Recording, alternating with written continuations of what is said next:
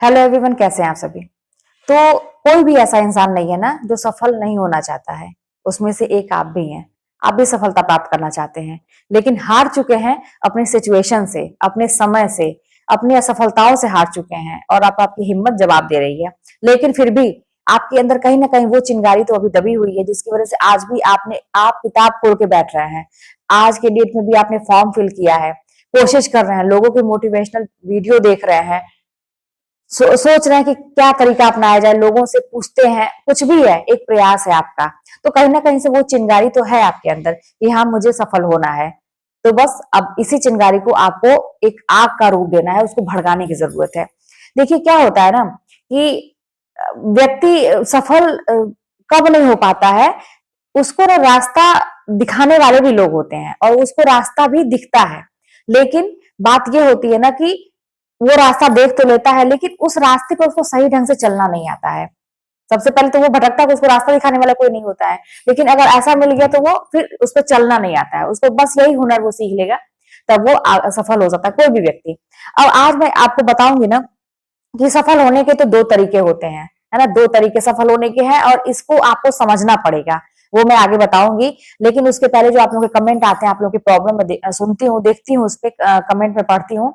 तो उसमें जैसे आप लोग परेशान ये होते हैं ना, जैसे बुक पढ़ने का भी आइडिया नहीं होता है। वही मैं कह रही हूँ ना कि रास्ता बताने वाले तो बहुत है, लेकिन आपको उस रास्ते पे चलने का ढंग होना चाहिए, हुनर होना चाहिए, तरीका होना चाहिए। किताबें आपके पास बहुत है, उसी किताब को पढ़ के लोग सफल हो जाते हैं, लेकिन उसी किताब को पढ़ के आप सफल नहीं होते हैं। अक्सर कंप्लेन ये होती है, मेरे पास भी बहुत सारे बच्चे, कहिए स्टूडेंट जो होते हैं मेरे, और भी लोग हैं जो असफल रहे, और उनसे जैसे मेरी बात जब हुई तो ये मैंने जाना ना कि लोग कहते हैं कि अरे ये चीज तो किताब में दी ही नहीं थी, कहाँ दी थी, मुझे तो पता ही नहीं है ना। कोई भी चीज होती है, अगर जो एग्जाम में क्वेश्चन आते हैं तो अगला व्यक्ति कर लेता है वही किताब पढ़ के, लेकिन एक व्यक्ति वही किताब पढ़ के वो क्वेश्चन नहीं करता है, और वो ये कहते हैं ना कि इसमें तो दिया ही नहीं है, ये कहाँ दिया है पता ही नहीं है। अब देख, जानते हैं ये बहुत बड़ा सवाल है, कहाँ दिया है पता नहीं है, दिया ही नहीं है, जो भी आपका जो रहता है प्रॉब्लम है एग्जाम में, और वहीं पे दूसरा व्यक्ति को दिखता है वो सारे क्वेश्चन का आंसर। देखिए किताब पढ़ने का तरीका ये है ना, जैसे आपको कुछ नहीं समझ में आ रहा है, आप जीरो से शुरू कर रहे हैं, तो मैं भी तो जीरो से शुरू की थी। जैसे अपना सिलेबस लीजिए, टॉपिक लीजिए, और जो पन्ना उठाइए पढ़ने के लिए ना, उस पन्ने का एक एक शब्द, एक एक अक्षर आपकी नजर से बचना नहीं चाहिए। बस इतना जान लीजिए कि जैसे आप चावल बीनते हैं तो कंकड़ उसमें से चुनते हैं, कोई भी उसमें मतलब छोटे जीव जंतु है या कुछ भी है, भूसी है या कुछ भी है, आप उसको निकालते हैं, मतलब चावल को एकदम साफ करते हैं, तभी उसको आप पकाने के लायक होता है, हम खाते हैं। तो उसी तरह से ये किताब है, ये टॉपिक है, आपको उसमें से एक एक अक्षर को बिनना पड़ेगा, एक एक चुनना पड़ेगा, एक एक अक्षर को। एक भी समझिए कि वो जैसे उस चीज को हम ले रहे हैं ना कि मतलब ये हमारी अगर नजर से बचा, ये चीज अगर बची, तो फिर ये हमारे लिए सही नहीं है। आप इस रूप में इसको समझ सकते हैं। तो उसी उसी पैनी नजर से जैसे आप ध्यान लगा के चावल बीनते हैं, मतलब हम लोग तो घरेलू महिला है, आप लोग भी हैं, मेरे भाई भी है, जो भी काम आप ध्यान लगा के करते हैं, ताकि मिस ना हो, जरा सा भी उसमें से मिस ना हो, अगर होगा तो फिर प्रॉब्लम आएगी। तो उसी तरीके से वो किताब का जो पन्ना है ना, आप पढ़िए और सोचिए कि एक भी अक्षर मिस ना हो। मतलब कह रहे शुरू से लेके पहले अक्षर से लास्ट तक जरूर देखिए, समझ समझ के। अच्छा, पढ़ने का तरीका एक में, और मतलब इसमें मान लीजिए ये तो हो गया, एक भी शब्द छूटे ना। जब एक लाइन आप पढ़ते हैं जहां पे आपको पूर्ण विराम मिलता है, ठीक है, वहां पे पढ़ने के बाद थोड़ा सा सेकंड का 2-3 सेकंड रुकिए, है ना, और उसको समझिए कि क्या कहा वो। आपको कंफ्यूजन लग रहा है कि क्या कहा यार, नहीं समझ में आया, फिर उसी लाइन को पढ़िए, फिर आप सोचिए कि क्या कहा उसने। आपका अपने दिमाग को चलाइए, दिमाग के ऊपर लोड दीजिए, है ना। अब आपको समझ में आया कि उसने क्या कहा, 2 बार पढ़ने से आपको समझ में आ जाएगा। अगर नहीं आया समझ में तो 3 बार पढ़िए, 4 बार पढ़िए। एक ही लाइन की मैं बात कर रही हूँ, मैं ऐसे ही करती थी, ठीक है। तो 2-3 बार जब आपने पढ़ लिया उस चीज को, फिर आप तब जाके जब आपको लगा कि हाँ ये चीज में इस लाइन में ये कहा गया है, आप जस्ट दूसरी लाइन आगे बढ़िए उसके, ठीक है। उसको भी जब तक समझ ना आ जाए, हो सकता है, देखिए मैं एक चीज और बता दूं, घबराने की जरूरत नहीं है कि दीदी कह रही है कि एक ही लाइन को 4-4 बार पढ़ो, टाइम लगेगा, ऐसा है। लेकिन आप ससरी निगाह से पूरी किताब पढ़ के क्या करेंगे जब आपके दिमाग में कुछ घुसेगा नहीं, एग्जाम में कर नहीं पाएंगे। तरीका यही, मैं ऐसा ही की थी, क्योंकि भाई भूलने की प्रॉब्लम मुझे थी। अब दूसरी लाइन में जब आप करेंगे ना, एक पन्ना आप इस तरह से मेहनत करके पढ़ेंगे ना 2-3, और 2-3 दिन की मैं बात करूं, जब पढ़ लेंगे ना तो आपको एक ही बार में समझ में आने लगेगा। इतना मतलब आपकी प्रैक्टिस हो जाएगी किताब पढ़ने की, दिमाग इतना मतलब तुरंत पकड़ेगा शब्दों को कि आप एक बार में ही वो लाइन आपको क्लियर हो जाएगी कि क्या कहा जा रहा है इसमें। तो इसी तरह से शुरुआत में दिक्कत होगी किसी भी काम को करने में, उसके बाद आप घबराइए मत, ठीक है।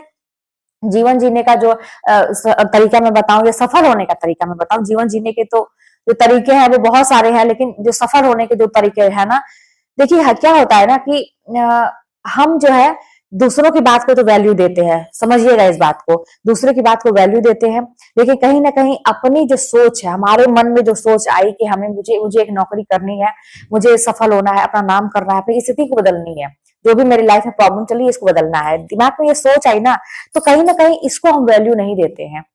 आप डरिए। एक तरीका ये भी मैं बताऊं कि मैं ऐसा ही करती थी कि जैसे मेरी आत्मा जो है, मेरी सोच, मेरी आत्मा जो है, उसको मैं ना एक अगला व्यक्ति मान के चलती थी। मैं हमेशा कैरेक्टर को चेंज करती रहती थी। मुझे तो भाई पढ़ने से मतलब था, अपने आप को मोटिवेट करने से मतलब था। मैं कुछ भी कहते हैं ना कि मैं कुछ भी करके अपने आप को मोटिवेट रखने का प्रयास करती थी कि मुझे पढ़ना है। तो मैं अपनी आत्मा को कभी कभी दूसरा व्यक्ति समझती थी और मैं यही सोचती थी कि ये क्या चाहती है। तो जवाब में ये मिलता था कि ये तो बड़ा सुख चाहती है, ये तो जीवन में चैन चाहती है, ये चाहती है कि जीवन मेरा बड़ा सुखमय हो और सब कुछ रहे, शौकीन आत्मा है, जैसे मेरी आत्मा, अपनी बात बड़ी शौकीन आत्मा है, इसको अच्छा घर चाहिए, मतलब घूमना फिरना चाहिए, गाड़ी चाहिए, इसके पास पैसे होने चाहिए, अच्छे अच्छे कपड़े पहनने चाहिए, मेरी आत्मा ऐसी है। तो अगर मैं इसकी मतलब इसकी इच्छा को पूरी नहीं करूंगी तो ये बुरा मान जाएगी। जैसा कि हम अपने नाते रिश्तेदारों के लिए उनके उनके इच्छाओं का हम ध्यान रखते हैं ना, आप अगर अपने परिवार में है, ससुराल में है या कहीं भी है, तो एक एक लोगों का इच्छा का ध्यान रखते होंगे कि मैं ऐसा तो ना कुछ बोल दूं कि बुरा लग जाए किसी को, तब भी बुरा लगता होगा। आप अच्छा करते होंगे तब भी लोग आपको बुरा बनाते होंगे, है ना, ये तो दूसरों की बात है। लेकिन आपकी आत्मा ऐसा नहीं करेगी। अपनी आत्मा को दूसरा व्यक्ति मान के देखिए कुछ देर के लिए और सोचिए कि अगर मैं अपनी आत्मा की ये इच्छा पूरी नहीं करूंगी, अगर मैं पढ़ूंगी तो सारी चीजें पूरी हो जाएंगी, अगर मैं नहीं करूंगी तो मेरी आत्मा बुरा मान जाएगी। तो ये सोच के आप करेंगे ना तो आपको लगेगा नहीं, मुझे अपनी आत्मा को तृप्त करना है। और ये कैसे होगा, इसका जो भी शौक है भाई, देखिए आपके जहन में भी अगर ये आया है सवाल कि मुझे नौकरी करनी चाहिए कि नहीं करनी चाहिए, और आत्मा आपको जवाब दे रही कि नहीं करनी चाहिए, तो कहीं ना कहीं से आपकी आत्मा की इच्छा है कि आपको नौकरी करनी चाहिए, तो इसकी इच्छा को पूरी करिए। उसको ये सोचिए कि वो व्यक्ति बुरा मान जाएगा। और रियलिटी है कि हमारी आत्मा, समझिए कि परमात्मा का रूप है, हमारे अंदर वास कर रही है। आप मानिए इस चीज को, ईश्वर हमारे अंदर स्वयं विद्यमान है। अपने आप को बहुत ज्यादा कष्ट देना, बहुत ज्यादा तकलीफ में रखना अपने ही कर्मों से, क्यों, ये बहुत बड़ा पाप भी लगता है, मुझे ऐसा लगता है। तो इसीलिए ना कि आप अपने कर्म को सही करिए, अपनी आत्मा को मत तरपाइए। वो जो चाहती है उसको करवाइए। और अगर वो नौकरी चाहती है, पढ़ना लिखना चाहती है, वो चाहती है, शौक है उसको, तो आप ये सोचिए कि कैसे पूरा होगा, पढ़ के पूरा होगा। तो फिर हम पढ़ के पूरा करेंगे। और एक बार कल्पना करके देखिएगा कि जब आप नौकरी में होंगे, आपके पास सब कुछ होगा जो आप चाहते हैं, तो आपकी स्थिति कैसी होगी, लोगों का नजरिया कैसा होगा, आप कैसे लोगों से बात करेंगे, किस तरह खड़े होगे, सब कल्पना कीजिए। आपके सामने वो दृश्य आना चाहिए, और पिक्चर आना चाहिए। जो देख जानते हैं ना कि आप ऐसा सोच के देखिए, आपको लगता होगा ना कि ये सब बातें किताबों में आप पढ़ते होंगे, आपको लगता होगा कि ये सब बातें तो फिल्मी टाइप की है, लेकिन मैंने अपने जीवन में उतारा है और ये चीजें होती हैं। आप जो कल्पना करते हैं, दिल से कल्पना करते हैं, वो चीजें पूरी होती हैं। भले साल लग जाए, कई साल लग जाए, ये भी हो सकता है, लेकिन उसका समय आता है। मेरे जीवन में ऐसा ही है। मेरी पूरी लाइफ में जो मैंने सोचा वो हुआ, तो लेकिन बहुत झेलाने के बाद हुआ। मुझे मिला तो सारी चीजें, लेकिन बहुत झेलाने के बाद। लेकिन मेरा प्रयास जारी था तब तक जब तक मुझे वो चीजें मिल नहीं गई। तो कहीं ना कहीं भगवान भी परीक्षा लेते हैं और अंत में हार जाते हैं कि नहीं नहीं भाई, इसको दे दो ये चीजें। तो इस तरह से बस आपको मैंने बताया कि बुक तब तक ऐसे पढ़िए और किस तरह से अपने आप को मोटिवेट करिए। तो चलिए मिलते हैं नेक्स्ट वीडियो में। कोई बात होगी तो कमेंट के माध्यम बताइएगा।